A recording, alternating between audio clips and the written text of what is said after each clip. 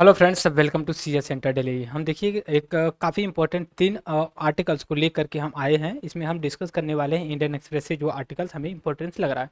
इसमें तीन आर्टिकल्स हम डिस्कस करेंगे। इसमें आपका इस तरह से हम आपको समझाने की कोशिश करेंगे कि कैसे कोई सिनेरियो जब बदलती है तो उसको हमें कैसे लिंक्स करना चाहिए करंट अफेयर को स्टैटिस्टिक्स के साथ। जनरली देखने में ये लगता है कि ये न्यूज बहुत नॉर्मल सी है और हमारे लिए उतना इम्पोर्टेंस नहीं होता है, बट जब आप उस आर्टिकल के अंदर जब पढ़ेंगे तो आपको अंडरस्टैंडिंग बिटवीन लाइन की जो मीनिंग होती है उसको निकालना जब होता है तो बड़ा डिफिकल्ट होता है समझना। सब फॉर एग्जांपल के लिए अगर मैं बात करूं आप लोगों से यहाँ पे, तो जैसे मान लीजिए यहाँ पे हमारे चीफ इलेक्शन कमिश्नर और राजीव कुमार करके है, इनका स्टेटमेंट आया है इलेक्शन के कॉन्टेक्स्ट में लेकर के। इस समय लोकसभा का इलेक्शन चल रहा है और 1 तारीख को last phase of the Lok Sabha का इलेक्शन होगा और 4 जून को जो है कि फाइनल रिजल्ट या काउंटिंग होगी।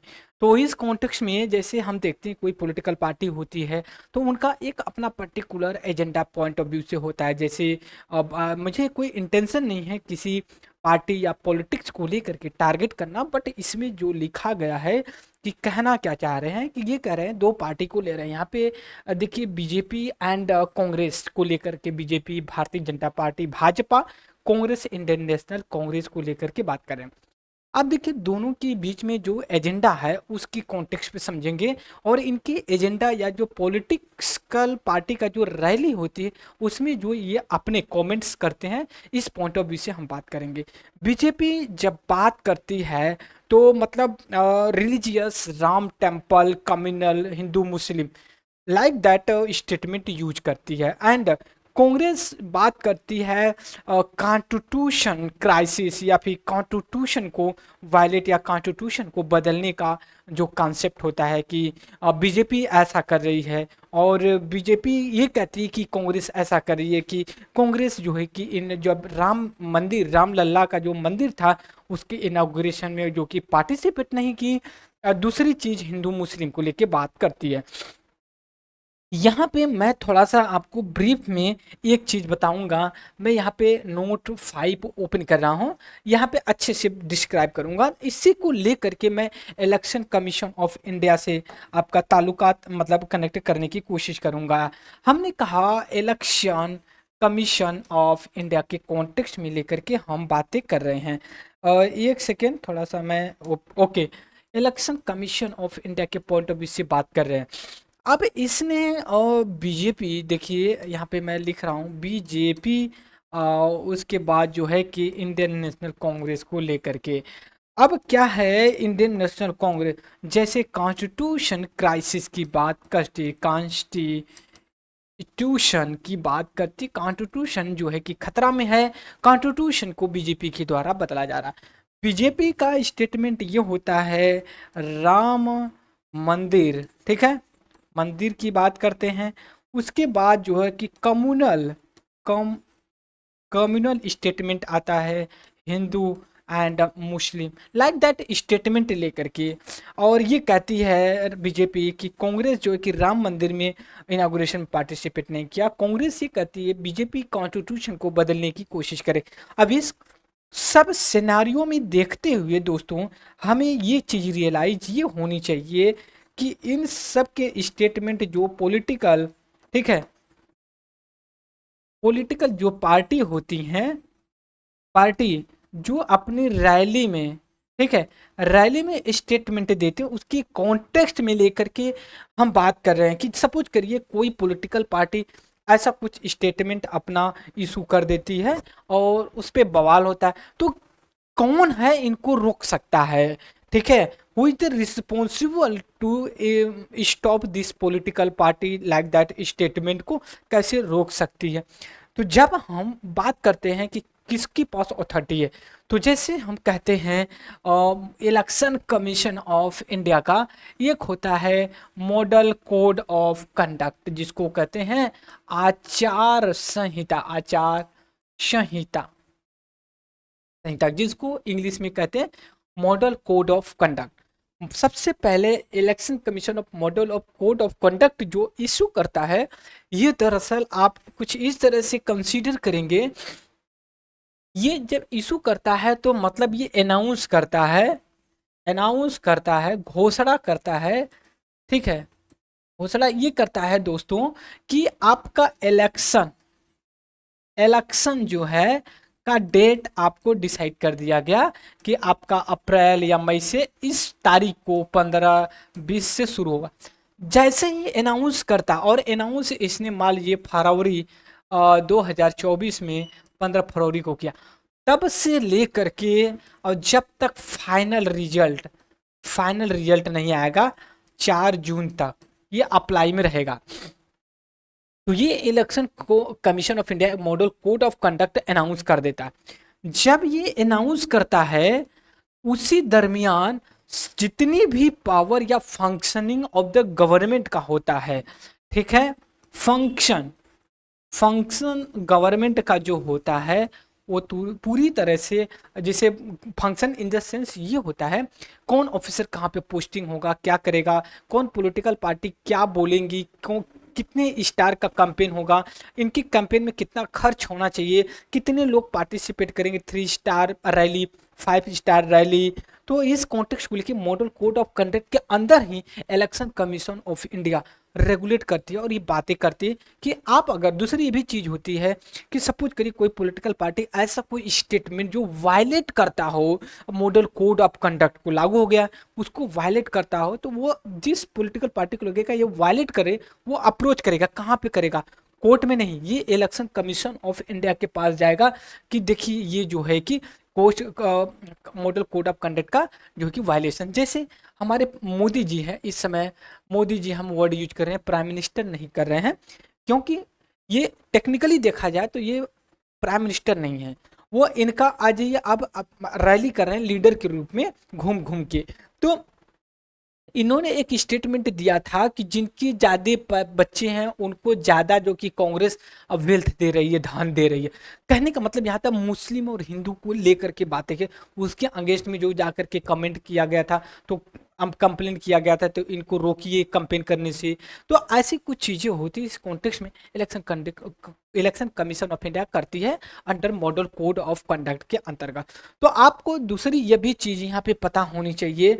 तो ये जो इलेक्शन होता है, ठीक है, जनरल इलेक्शन जिसको बोलते हैं, जनरल इलेक्शन, इलेक्शन की जो हम बात करते हैं दोस्तों, इसमें कुछ इस अलग तरीके से कंसीडर करेंगे हम। जैसे जनरल इलेक्शन में लोकसभा का, तो इसमें क्या होता है कि जो मतलब एक कॉन्स्टिट्यूएंसी होती, कॉन्स्टिट्यूएंसी होती है, जिसको आप पते हैं क्षेत्र बोलते हैं, ठीक है, लोकसभा का क्षेत्र, विधानसभा का कॉन्स्टिट्यूएंसी होती है। तो ये कॉन्स्टिट्यूएंसी में आपका एक जो है कि रिटर्निंग ऑफिसर होता है, ठीक है, जो कॉन्स्टिट्यूएंसी का जो बॉस होता है, ठीक, बॉस होता है, उसको रिटर्निंग ऑफिसर बोलते हैं, जिसको आरओ बोलते हैं, ठीक है। ये उस कॉन्स्टिट्यूएंसी का हाईएस्ट प्रमुख होगा, पहली चीज। दूसरी चीज, जो बूथ होता है, कॉन्स्टिट्यूएंसी के नीचे आप आएंगे तो कई बूथ होते हैं, क्या बोलते हैं, बूथ होता है, ठीक है, डबल ओ होता है ना, बूथ का स्पेलिंग डबल ओ होता है। यहाँ से फिर से मैं यहाँ पे इरेज करके इसको लिखूंगा। अब देखिए बूथ होता है।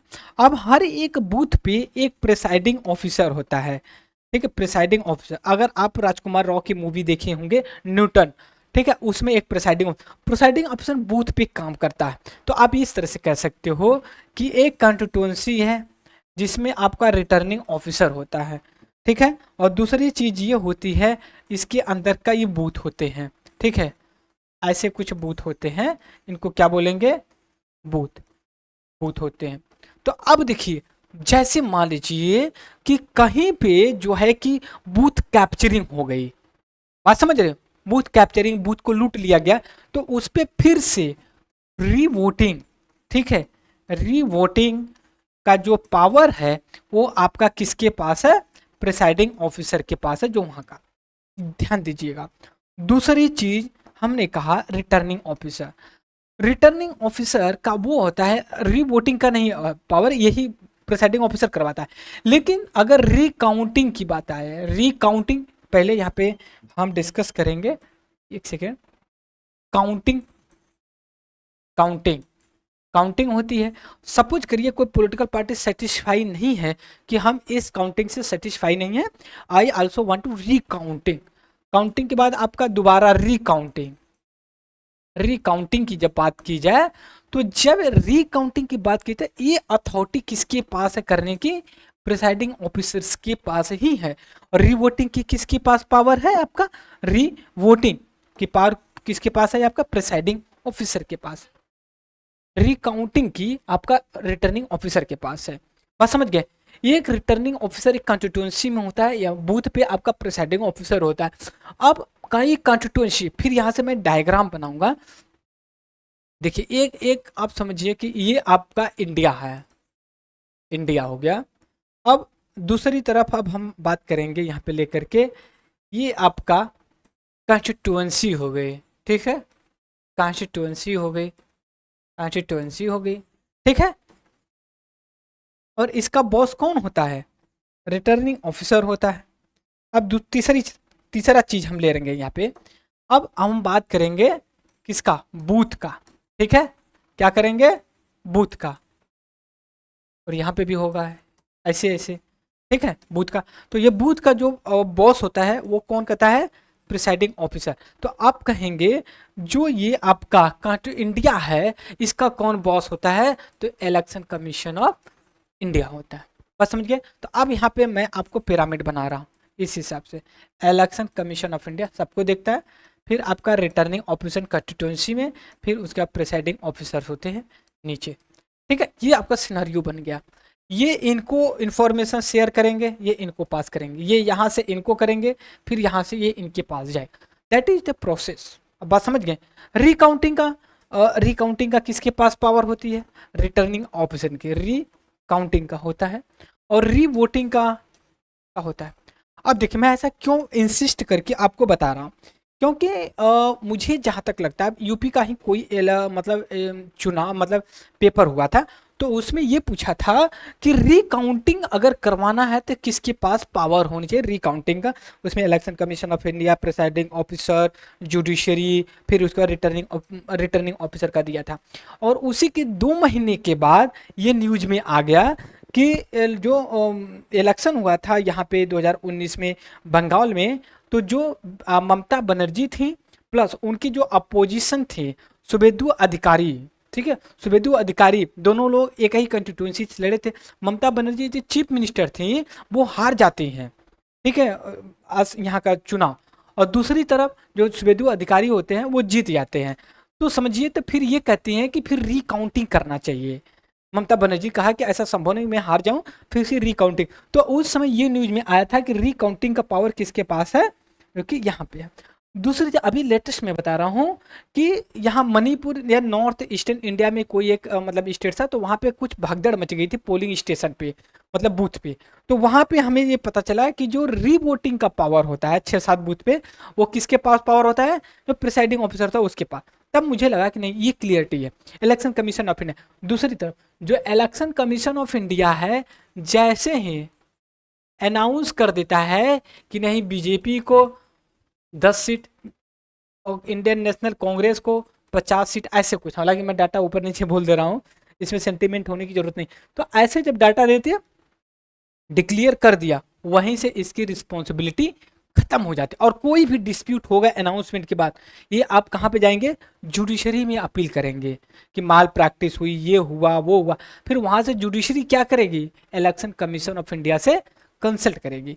तो ये बेसिक चीज़ें आपको, मुझे लगता है आपको रिमाइंड हो गया होगा। अब आइए इसमें लेकर के ये बात कर रहे हैं violation model code of conduct. अब दूसरा हम बात करेंगे अग्निवीर को लेकर के।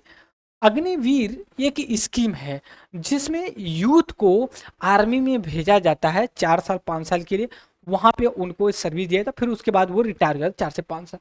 अग्निवीर जो इसको ले करके अभी जो है कि आर्मी ये कह रही है कि हम एक सर्वे कंडक्ट करेंगे और रिकमेंडेड करेंगे कि ये अग्निवीर में क्या प्रॉब्लम्स है और क्या इसमें रिफॉर्म करने की जरूरत है। अब आगे आते हैं। अब देखिए RBI record dividend of RBI record dividend of 2.1 lakh crore to government can help interim deficit. अब देखिए ये कह रहा है कि आरबीआई अपना जो डिविडेंड का मतलब प्रॉफिट होता है, लाभांश, वो अपना जो प्रॉफिट हुआ है वो किसको दे दिया है, गवर्नमेंट को। और गवर्नमेंट का ये जो पैसा मिला है आरबीआई से गवर्नमेंट को, ये इसका जो घाटा है उसको पूरा करे। अब एग्जांपल आपको हम समझा रहे हैं एकदम लेमन टर्म में। जैसे मैंने कहा कि RBI, reserve bank of India, 2.1 lakh crore किसको दिया है, गवर्नमेंट ऑफ इंडिया को। और ये क्या हेल्प करेगा इसको, डेफिसिट को कम करने के लिए डिविडेंड है, ठीक है। तो अब देखिए यहाँ पे फंक्शन अब समझ गए। अब इसको हम आप किसी और भाषा में समझ, अब मान लीजिए सन है, पुत्र है, मतलब गोविंद, गोविंद है, इसने अपना 1 लाख रुपए कमाया और इसमें से इसने 50,000 रुपये शेव किया और किसको भेज दिया, पापा को, ठीक है, पापा को भेज दिया। और ये पापा कहीं से पैसे उसे लेकर के उधार बाड़ी किए हैं, ये जो है कि उधार उधार देंगे। वैसे ही आरबीआई का कह सकते हो फादर कौन लगता है एक तरफ से, गवर्नमेंट ऑफ इंडिया। अब इस हिसाब से बात समझ गए आप। तो अब ये देखिए, तो अब आरबीआई पैसे कहाँ से कमाती है ये हमें पता होना चाहिए। पैसे दे दिया या बात खत्म नहीं होती यहाँ पे। अब ये बात आती है कि ये पैसे कहाँ से कमाती है। तो आरबीआई का समझिए, सबसे पहले आरबीआई का फंक्शन समझिए। आरबीआई का, आरबीआई को आरबीआई एक्ट 1934 के अंतर्गत 1935 में किया गया और इसको 1949 में नेशनलाइज किया गया, नेशनलाइज किया गया, पहली चीज। दूस ये पहला हो गया। दूसरा, आरबीआई के कुछ लॉज हैं उसके अंदर ये मोस्टली काम करती, 3 मेजर लॉ हैं। पहला आपका पड़ जाता है आरबीआई एक्ट जो मैंने पहले लिखा 1934। दूसरा जो बच जाता है यहाँ पे बैंकिंग रेगुलेटिंग एक्ट, एक्ट 1949। और थर्ड होता है आपका यहाँ पे कि पेमेंट एंड सेटलमेंट एक्ट 2007। ये 3 मेजर ऐसे लॉज हैं जो आरबीआई इस पे काम करती है, ठीक है, बैंक को रेगुलेट का पेमेंट एंड सेटलमेंट को लेकर के। दूसरी चीज़ ये है, तीसरी यहाँ पे आरबीआई के बारे में अगर हम बात करें, ये आपका सेंट्रल बैंक है, सेंट्रल बैंक से। अब ये क्या करती है, प्रॉफिट, हमारा जो टॉपिक है ये जिसे प्रॉफिट कमाने की जो बिजनेस भी करती है ना, ये बिजनेसेस करती है। जैसे कुछ अमाउंट्स है, जो अमाउंट्स हैं ये क्या करता है, बैंक्स को देती है ना, बैंक्स को देती है, बैंक से इंटरेस्ट लेता है, पहली चीज़। दूसरी चीज़ यहाँ पे पहले के बाद दूसरी ये होती है, जैसे ट्रेजडी बिल होती है, ट्रेड बिल होती है, गवर्नमेंट सिक्योरिटी होती, ये भी सेल करती है, ठीक है, सेल्स करती है। तो यहाँ से भी पैसे ये कमाती है। अब इसके बाद और भी चीज़ें हैं, जैसे मान लीजिए कहीं इन्वेस्ट कर रखी है, इन्वेस्ट कर रखी है वहाँ से कमाएगी। फिर उसके बाद जो फॉरेन फॉरेन एक्सचेंज होता है, इससे ये पैसे कमाती है। तो ये जो पैसे कमाती है सब कुछ, समझिए यहाँ पे मैं कलर चेंज करूँगा, ठीक है, सब कुछ जो पैसे प्रॉफिट में कमाती है वहाँ से मान लीजिए इसने 500 रुपये कमाया और 250 रुपये इसने एक्सपेंडिचर कर दिया और 250 रुपये इसका सेव होता है। सेव होने के बाद ये क्या करती है, due course of the time ये इसका इंक्रीमेंट कुछ बढ़ते बढ़ते गया, तो इसमें से 200 रुपये, 202 रुपये ये जो कि गवर्नमेंट को दी थी under the act Bimal Jalan committee के सजेशन पे दिया गया। तो ये आरबीआई का बेसिक फंक्शन था जो मैंने आपके साथ डिस्कस किया। अब यहाँ पे देख सकते हो कितना कितना 2023-24 में, 2018-19 से लेकर के देखिए डे बाय डे घटता है, बढ़ता है, घटता बढ़ता दोनों है। अब इस साल जो 2023-24 में किया है, ठीक है, 2,10,874, ठीक है, जो है कि करोड़ रुपीज आरबीआई का, ये सोर्स आपका आरबीआई से दिया गया फिजिकल ईयर 2025।